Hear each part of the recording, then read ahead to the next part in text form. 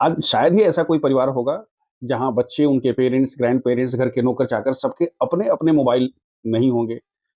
घर में net connection यानी सोशल मीडिया की जद में ऑलमोस्ट सब लोग हैं।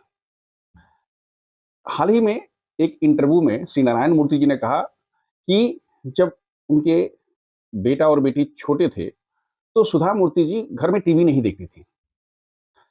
शाम को साढ़े 6 से साढ़े 8 और रात को 9 से 11 बजे तक जब बच्चे अपने स्टडी टेबल पर होते, तो सुधा मूर्ति जी भी घर में होती, बच्चों को गाइड करती, उनको दिक्कत होने पर कुछ बताती, मॉनिटर करती और ऐसा नहीं होने पर वो अपनी किताब लेकर के खुद बैठ के बच्चों के साथ पढ़ती। यानी जब तक उनके बच्चे उनके साथ रहे, तब तक उन्होंने टीवी नहीं देखा। नारायण मूर्ति जी भी जब भी शहर में आते या शहर में होते, तो ये भी अपना रूटीन उसी के अनुसार ढाल लेते, यानी वो भी कॉपी-किताब लेके बैठ जाते, यानी पूरे घर में सिर्फ़ पढ़ाई, पढ़ाई और पढ़ाई का माहौल था। हो तो गई पेरेंटिंग, यही तो है पेरेंटिंग। हम पेरेंट्स से क्वालिटी टाइम की बात करते हैं, मॉनिटरिंग की बात करते हैं, हेल्प की बात करते हैं, गाइडेंस की बात करते हैं, सब तो हो गया।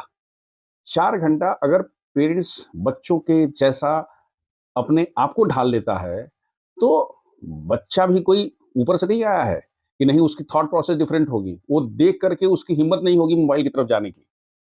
फिर देर किस बात की? आप भी शुरू कर दीजिए ना पेरेंटिंग, यही तो है पेरेंटिंग। हालाँकि ये बात सुनने में जितनी आसान लगती है, इसको परफ़ॉर्म करना उतना आसान नहीं है। आज जब बच्चे बहुत ज़िद्दी हो गए हैं, हमारी लत पड़ गई है, हम खुद इतने बिगड़ैल हो गए हैं कि बिना मोबाइल के लगता है कि हमारी साँस रुक रही है। तो यह काम किसी साधना से कम नहीं है, लेकिन बच्चों के भविष्य के लिए पेरेंट्स को ये साधना तो करनी ही पड़ेगी। दूसरा एक बहुत इम्पोर्टेंट पहलू ये है कि आप ये नहीं कह सकते हैं कि हाँ, भई बच्चा पढ़ाई करेगा और हम मोबाइल में किताब पढ़ लेंगे, नहीं। मोबाइल, टीवी, लैपटॉप सबको बिल्कुल किनारे करके रख दीजिए और जिस फ़ॉर्मेट में बच्चा बैठ के पढ़ाई कर रहा है, उसी फ़ॉर्मेट में आप आ जाइए। बहुत सारी चीज़ें अपने आप सुधर जाएँगी। जैसा मैंने बताया कि ये बहुत मुश्किल है, करना उतना आसान नहीं है, लेकिन हम ये भी नहीं कह रहे हैं कि हम एक बार एक सुधा मूर्ति और नारायण मूर्ति वाले फ़ॉर्मेट में आ जाएँ, 4 घंटा बैठना शुरू कर दें।